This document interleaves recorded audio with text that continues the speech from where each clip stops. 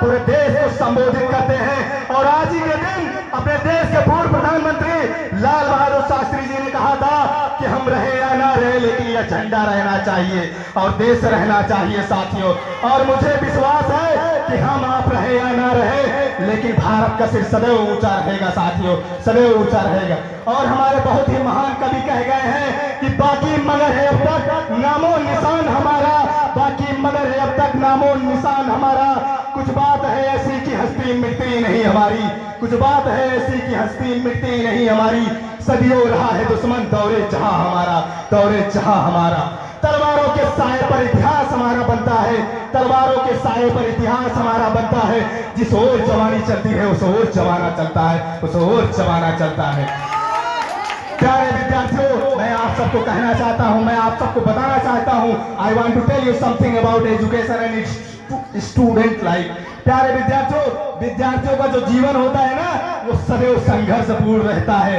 विद्यार्थी जीवन जो होता है सदैव संघर्षपूर्ण रहता है। वह हमेशा अभ्यास करता रहता है, प्रैक्टिस करता रहता है और सफल होने का प्रयास करता रहता है साथियों। मैं एक ही चीज बोलूंगा कि लाइफ में आप जहां पर हैं सिर्फ और सिर्फ अपने ऊपर भरोसा रखिए, अपने ऊपर विश्वास करिए। Believe in yourself and anything is possible. क्योंकि लोहा जो होता है ना, जितना ज्यादा तपता उतनी ज्यादा उसकी वैल्यू होती है।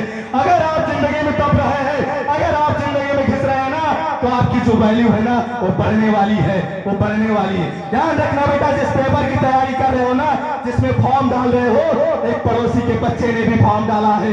अगर तुम्हारा सिलेक्शन नहीं हुआ, तुम्हारे पड़ोसी के बच्चे का सिलेक्शन हो गया, तो तुम्हारे पड़ोसी के बच्चे के जो पिताजी है ना, वो तुम्हारे पिताजी से पूछते हैं कि मेरे लाला का सिलेक्शन हो गया, तुम्हारे लाला का सिलेक्शन हुआ कि नहीं हुआ।